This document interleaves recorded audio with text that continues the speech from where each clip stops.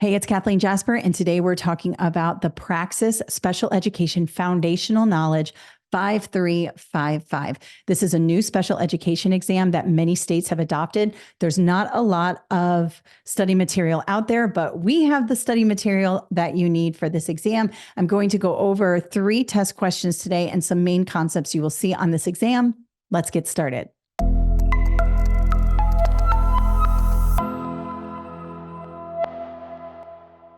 All right, so there are many Praxis special education tests. We specialize in the 5354, 5543, and now the new 5355. Now, the 5355 is a test that only has selected response, so you don't have to worry about a constructed response or having to write any essay questions. So that's good news for those of you who are taking this exam. But there are some concepts you're going to see on this test that are going to kind of be reoccurring. And so I want to go over a few of those today. First, we're going to talk about least restrictive environment. You're going to see this on any special education exam, and we're going to go through a question on that. We're also going to talk about the ecological perspective in special education, which is a theme that is referenced in the test specifications for this exam. And finally, we're going to talk about functional curriculum because you will see questions on that. And it's good to know the difference between, regular curriculum and functional curriculum. So let's hop over to my presentation so I can do this in context so you can see how this plays out. All right, so let's do this in context so I don't just talk at you and you can kind of see it the way it might look in a test question. These are our test questions from our new study guide, the 5355, and I'm going to show you how to get that at the end of this video. But let's have a look at the answer choices first. I always work backward. So we have the least restrictive environment. Typically, when I see LRE or least restrictive environment on this exam in the answer choices, I want to pay close attention because it's probably the right answer. But let's look at the other ones. The adaptive learning environment. This is also a good answer choice when it comes to special education. So I'm not just going to go with A right away. C, the ecological perspective. This is also a good answer choice on the exam. We're going to talk more about these in a second. So I'm going to keep C. And D, the interactions between families and communities. Okay, D is pretty good too. So I can't really eliminate anything, but it is worth working backward just to have an understanding of what's going on. Now let's read the question. A teacher considers the complex interplay between a child with exceptionalities. So we use this term exceptionalities to talk about students with disabilities, because when we say exceptionalities, we shift it from a deficit model of what the student cannot do to an abundance model, what the student can do. So by saying that they are exceptional in other areas, that's a better way, in my opinion, of referring to students in special education. So a child with exceptionalities and their environment. Okay, this is very important, keyword. And that a child's development and learning are influenced not only by their individual characteristics, but also by the systems and contexts they are a part of, such as family, school, community, and society. Okay, this is basically saying that students are not just a product of their diagnosis or their being in special education. They also thrive and become better, just like we all do, when it comes to their environment. And focusing on the environment, think about biology, is an ecological perspective. The answer to this is C. Now, I do say a lot of times, if you see least restrictive environment in the answer choice, it's most likely the correct answer.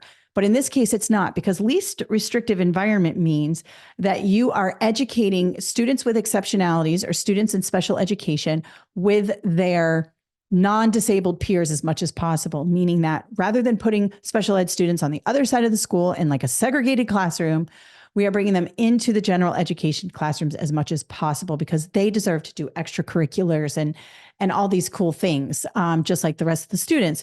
But in this case, we're not talking about that because we're talking about the environment and how a child's interacting with students and systems affects their learning. Now, that is the basis for least restrictive environment. The ecological perspective in saying that a student's environment reflects what a child can do and how a child progresses. That's why we don't want them over on another section of the school. We want them in the general ed, but this is directly talking about the ecological perspective. What's the ecology of the classroom? What's the ecology of the school? And how is it impacting the student?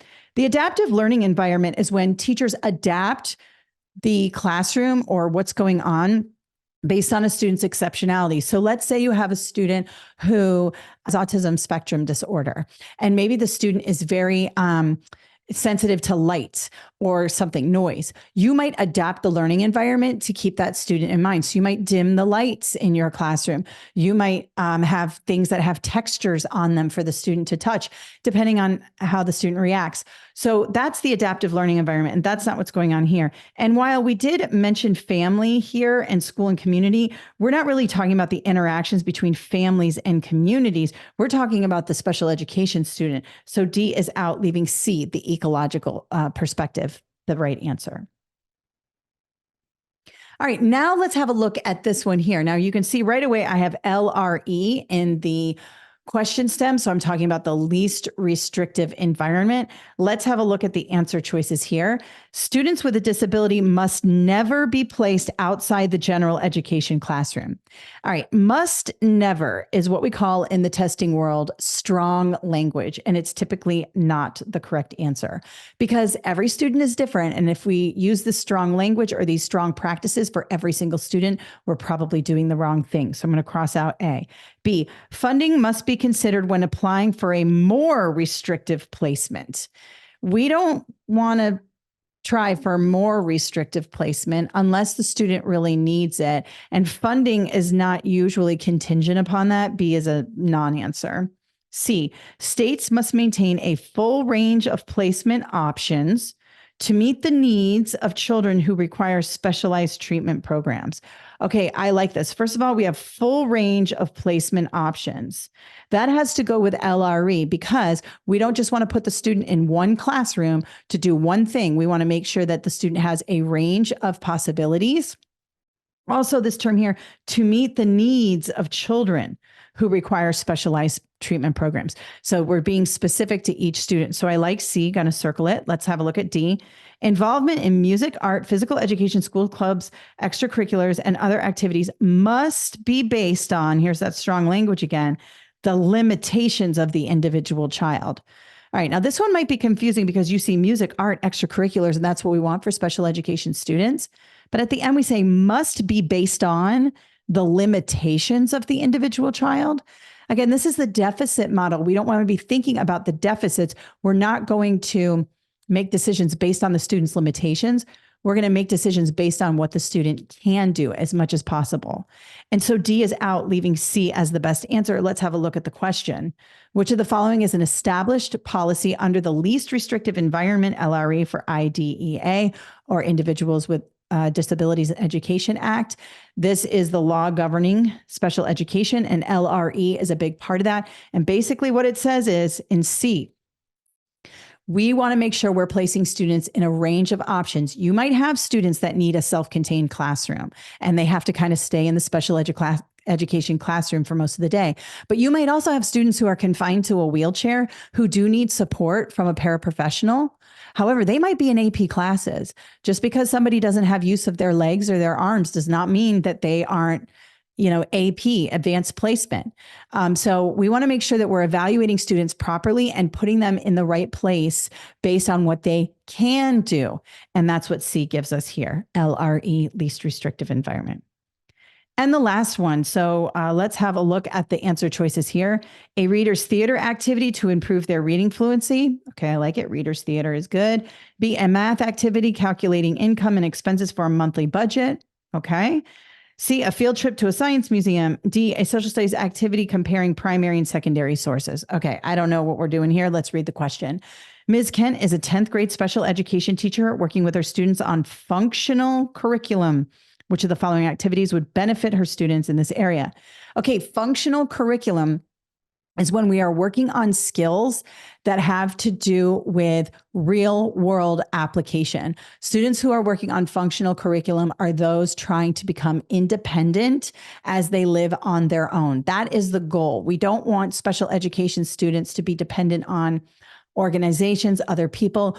The best thing in life is to be independent and to govern yourself, right? So we want to give all students that opportunity. And when we work with special education students, typically those with severe disabilities and intellectual disabilities, we are going to work on this functional curriculum so they can work the microwave, work the washing machine, get a job, do all these things that some of us take for granted, but that really contribute to our independence. And if we're looking at that, B looks like it's the best answer. It is a math activity, but we're calculating income and expenses for a monthly budget. This will help the student become independent because in order to be independent, we have to pay our bills, right? So a math activity relating to the real world in terms of a budget is the best thing.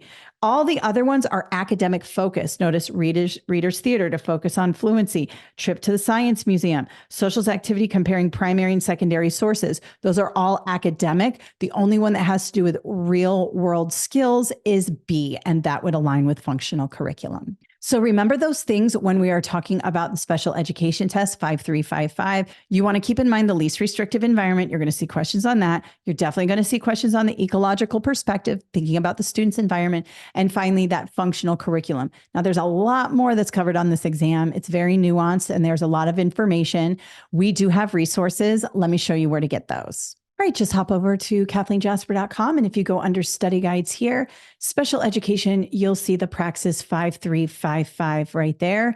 When you go to that page, you will see that we have it available as a digital download, which will be sent to you via email as soon as you purchase. You can also click this Amazon link here to get the physical copy. We do not recommend printing out the digital study guides. We recommend digital study guides for those of you who like to read your books on your device.